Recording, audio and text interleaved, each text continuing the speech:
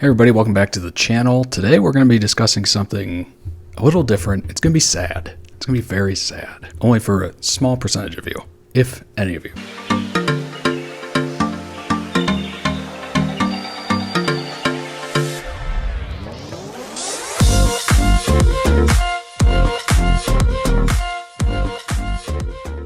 LG Mobile has stopped production of their mobile phones after about 20 years. 20 years. Pretty long time. My first ever phone was a flip phone in high school. It was a tiny little, I'll throw up a picture. It's a tiny little silver flip phone.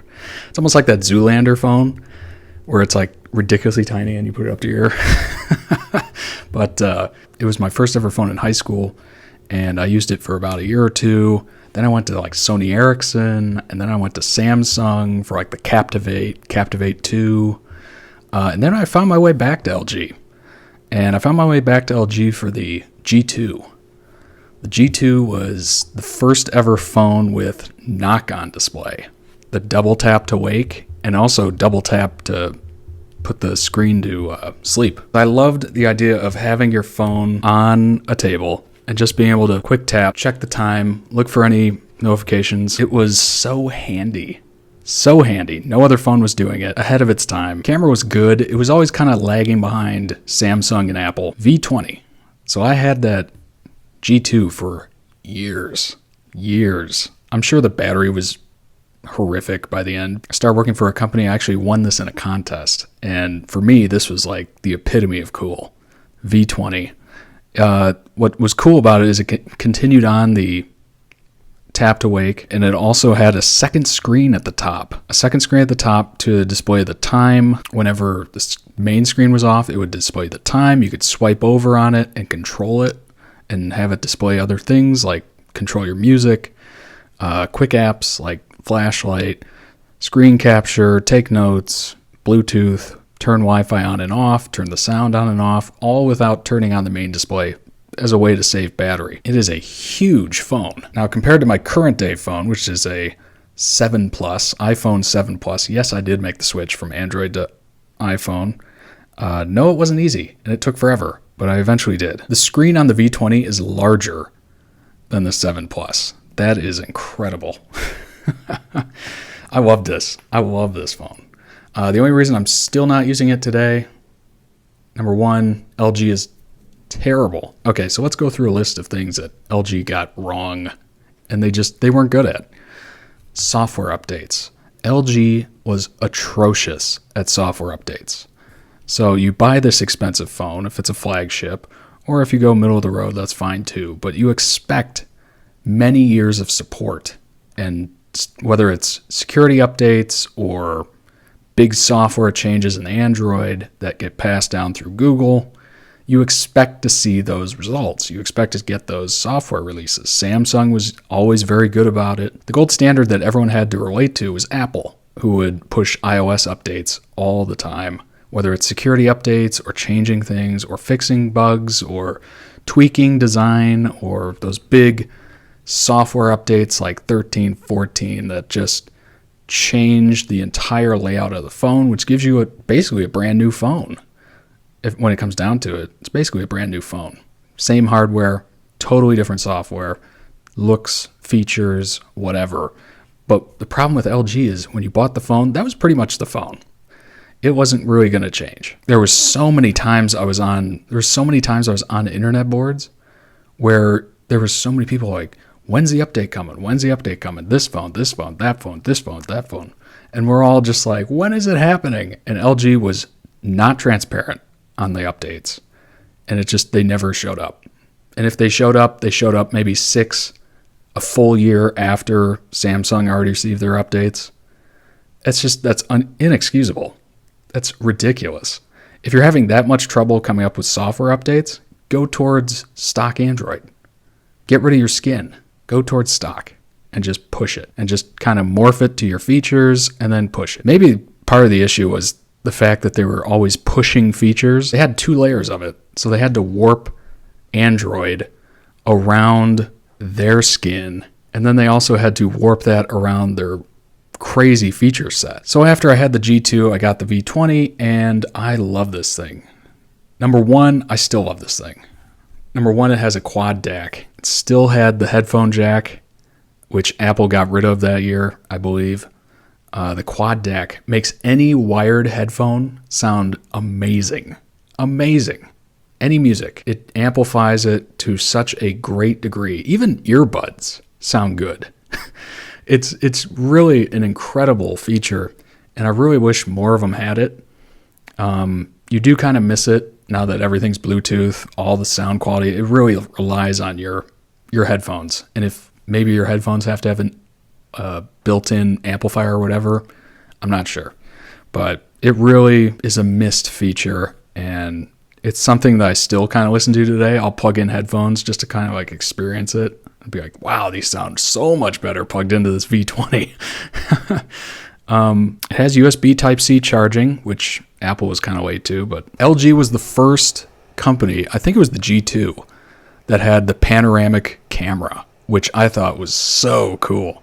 So I was taking all these photos and posting online, and people were like, what the hell? You know, like, is this taken from like a professional photo? Because you're like, no phone of that era could take those incredible wide shots. The wide angle lens camera was revolutionary. And now every phone has like 3 cameras on it: wide, panoramic, and telephoto. And LG G2, I believe, was the first one to have it, and I had it, and I loved it. Also, something on the back, power button on the back. I think, honestly, that is the easiest place to hit the power button. Maybe it depends on your hand size. It probably does, especially with these larger phones like the V20. It depends on your hand size. But for me, it is perfect. It lands like right on it. Another thing I loved about the V20 was a removable battery. Removable. I even have a different manufacturer battery in here. Now, the last LG phone I ever owned was a G6, and I've actually never used this phone, believe it or not. I won this phone at a raffle at work. Zero problem with LG phones. I thought they were great. I went through a long stretch of everyone else in the family getting an iPhone. Every friend I had an iPhone. Most people in the US have iPhones by statistics. Right? But something about Android, I love the ability to customize the home screen. I love widgets, proper widgets, not the stuff that Apple's doing right now where it's like non-interactive widgets. I mean like interactive widgets that you can put anywhere, make any size. I like the ability to totally customize the experience. If you want to root the phone and you're big into that, go for it. If you want to totally change the skin on it, change the theme, change the way it looks and operates, go for it. It was totally free-flowing. Do whatever you want to it. That's what I loved about Android over Apple. Apple I looked at and I thought, this is for someone who doesn't really care about customizing and putting their look on things and really a deep sense of technology love. Because Apple was never pushing features. They were always playing catch-up to Android phones, which is weird because Apple phones were always known as smooth and great processing and never had any lag or, in the later years, never had any lag or issues like crashing, which Android phones had for a while. The HTC Vivid I had crashed. The G2 from time to time crashed. But eventually Android phones caught up to them. But that was one thing I never quite understood. Apple ecosystem was so closed down that they wouldn't even change their home screen and their app layout for years.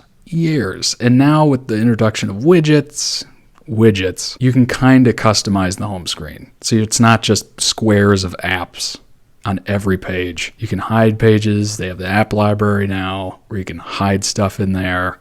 It's at least expanding the design and the customization of Apple. Yeah, so I've never actually used the G6. I've looked at it. I've used it. It's really beautiful. It's got chamfered stainless steel, what looks like, or aluminum. Chamfered aluminum edges and glass on both sides. It's really nice. Unfortunately, they got rid of the removable battery by this point, but it still has that great button on the back. Still has the telephoto and wide angle lens, USB Type-C, decent speakers, not great. But yeah, I'm kind of sad about the ending of LG because they were such innovators. The knock-on, the wide angle lens that every phone has now. We're losing a company that could never get it to stick, could never get something to stick very well, but they were willing to push the envelope. They were willing to push the envelope, right? And the problem with competitors leaving the phone business and giving up for Samsung and iPhone is that iPhone really doesn't innovate much anymore. I mean, it's incremental, very incremental. They'll never throw like a wacky feature at you like knock-on display or throwing on a lens that nobody's ever tried before on a phone. Or they're known for like taking things away, taking the headphone jack away. It's not the same level of innovation and wacky. Samsung has been known to do that in the past. They had certainly the Note series with the stylus. Samsung had the feature where you look at the screen and the camera, the front-facing camera, could see your eyes looking at the screen and it wouldn't dim the screen. And then when you looked away, it would dim the screen and then eventually turn off. Like, that's great. So Samsung has some history of pushing features, but typically it was the HTCs, it was the LGs, etc., etc. Only thing that pushed me from LG to iPhone was that I needed a device that could handle my ecosystem. That was the one major flaw I had with Android, is that Apple ecosystem was so closed off that you couldn't even sync a calendar together unless you used like a third-party app, and hopefully it works on your desktop or your MacBook. You would have to go to like a website instead of using like an app. It never flowed well. As much as I love the phones and the customization and the tech and the features, it never had that synchronicity, right? Get an email on one, it goes to all of them. It never really had that handoff feature where you could open something on one and continue it on the next device. It was just always severed. Always severed. So when I was looking for a phone when I switched carriers, you know, these devices, the LGs that I have, the G6 and the V20, were locked to the carrier, and they were unlockable. I had to go with something else, and I was looking at Apple devices refurbished, and I'm like, you know what? That's a good price. I know it's a dependable device. I know it's still getting software updates reliably. It's still getting software updates. And I'm assuming it's still going to get the next iteration of iOS in November. It was a no-brainer to go to Apple, to kind of go with the ecosystem. I've got an iPad. I've got a MacBook Pro.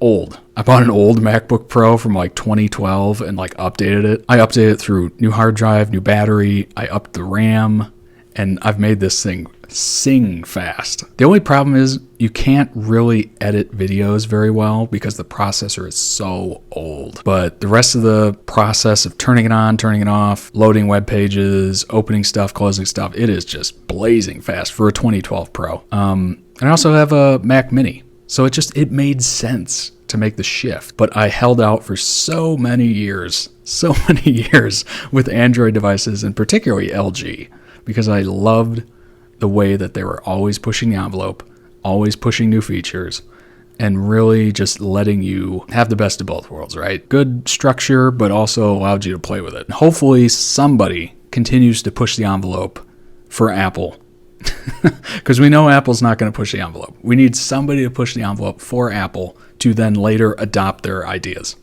Somebody's got to do it. Maybe it's Samsung. I don't know. Maybe they should introduce like a mid-range phone and then just go wild with it. Just throw as many ridiculous ideas on it as possible. But anyway, thanks for listening. Those are my thoughts on LG. RIP LG, you've been great. Long-time user, long-time fan, and on to the next. Thanks for watching. If you want to see more content like this, let me know in the comments below. Leave a like if you enjoyed it, and I'll see you in the next one.